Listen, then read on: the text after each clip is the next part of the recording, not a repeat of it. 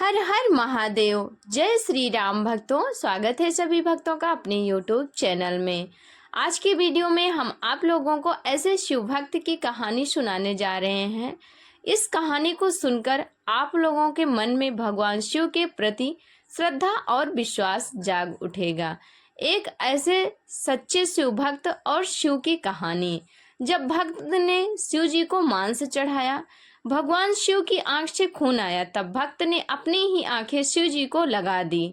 दिल को छू लेने वाली बहुत ही सुंदर कहानी आप लोगों को सुनाने जा रहे हैं। बस आप लोग वीडियो को बिना स्किप किए हुए लास्ट तक इस कहानी को सुनना, ताकि आप लोगों को शिव जी की महिमा और उनके चमत्कार के बारे में भी पता चल जाए। शिव जी तुरंत प्रसन्न होने वाले देव हैं। ये अत्यंत क्रोधी भी हैं और बहुत ही सरलता से अपने क्रोध को शांत कर भक्तों को वरदान भी देते हैं। शिव जी सच्ची श्रद्धा और भक्ति से बहुत ही जल्दी प्रसन्न हो जाते हैं। सच्ची श्रद्धा और भक्ति के लिए किसी भी चीज़ों की आवश्यकता नहीं होती है, बस मन साफ होना चाहिए और भक्ति भाव से शिव के प्रति श्रद्धा होनी चाहिए।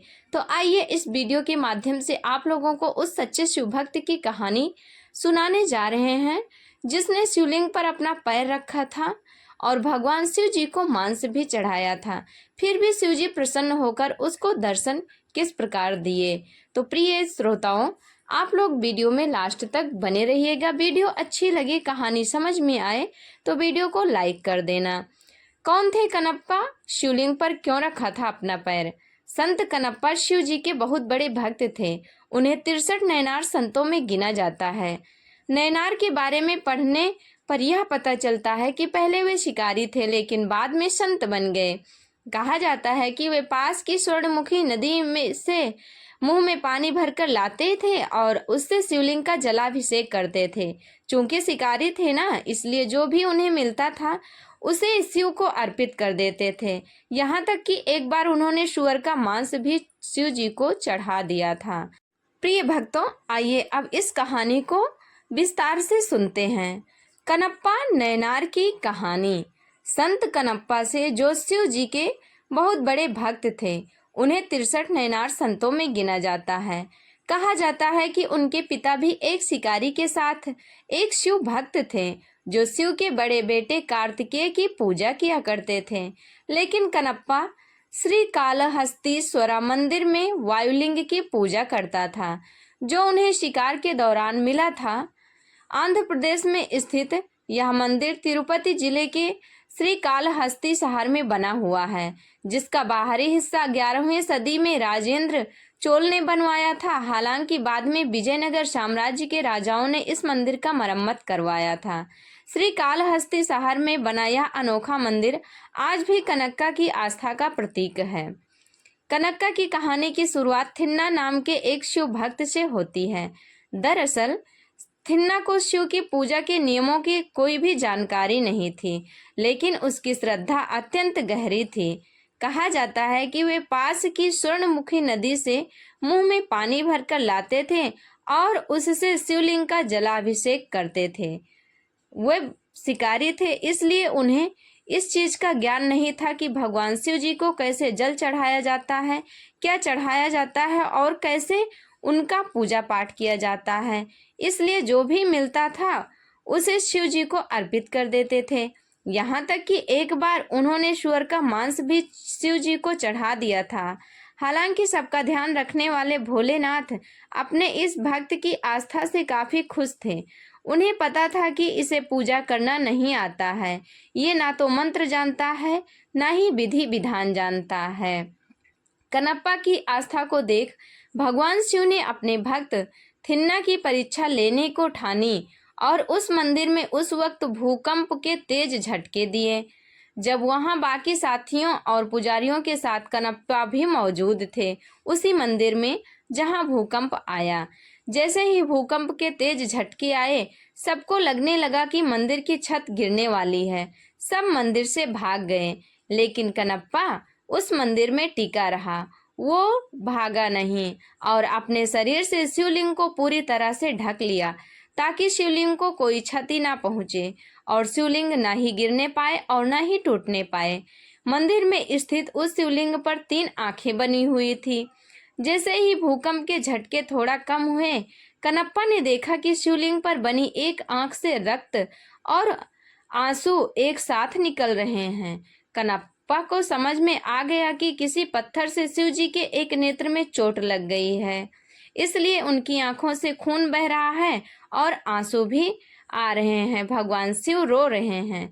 इसके बाद कनप्पा ने फौरन अपनी एक आंख बिना किसी हिचकिचाहट के अपने बाण से निकाली और उसे शिवलिंग पर लगा दिया। शिवलिंग पर कनप्पा ने जैसे ही अपनी आंख लगाई, वैसे ही शिवलिंग से खून बहना तो बंद हो गया, परंतु शिवलिंग पर बने एक आंख से जैसे ही खून रुकना बंद हुआ, वैसे ही उसकी दूसरी आंख से रक्त और आंसू निकलने शुरू हो गए। कनप्पा इसको देख काफी दुखी हुआ और सोचने लगा कि एक आंख से बंद हुआ तो दूसरी आंखों से चालू हो गया। लगता है दूसरी आंखों में भी भगवान शिव को चोट लग गई है, इसीलिए वो फिर से रोने लगे और काफी खून भी निकल रहा है। आंसू निकलना देखकर कनप्पा इसको देख काफी दुखी हुआ और अपनी दूसरी आंख को भी निकालने के बारे में सोचने लगा। लेकिन तभी उसके दिमाग में एक विचार आया कि जब मैं अपनी दूसरी आंख भी निकाल लूंगा तो बिल्कुल अंधा हो जाऊंगा। ऐसे में मुझे कैसे दिखेगा कि उस आंख को शिवलिंग में कैसे लगाना है, और मैं लगा भी नहीं पाऊंगा। कहीं आंख दूसरी जगह लग गई तो। बाद में उसे एक उपाय सूझा। उन्होंने फौरन अपना एक पैर उठाया और पैर का अंगूठा ठीक उस आंख के पास लगा दिया जहां शिवलिंग पर खून और आंसू बह रहे थे। उसी वक्त भगवान शिव ऐसी कठिन भक्ति और श्रद्धा देखकर तुरंत वहां प्रकट हुए और उससे खुश होकर उसकी आंखें एकदम ठीक कर दी और भगवान शिव उससे बहुत ही प्रसन्न हुए। यही वो घटना थी जिसके चलते थिन्ना को नया नाम कनप्पा मिला था, और ये वही तस्वीर है जो आज भी भगवान शिव के प्रति कनप्पा की आस्था को दिखाती है। इस प्रकार से थी शिव के प्रति कनप्पा की भक्ति और आस्था। जिस प्रकार शिव जी ने कनप्पा पर यानी कि थिन्ना पर अपनी कृपा दृष्टि बनाई, उन्हें दर्शन दिए और उन पर प्रसन्न हुए, उसी प्रकार सभी भक्तों पर अपने भक्तों को दर्शन दें और अपने भक्तों पर प्रसन्न हों और अपने भक्तों की मनोकामनाएं पूर्ण करें। शिव जी महाराज की कृपा सभी भक्तों पर ऐसे ही बनी रहे।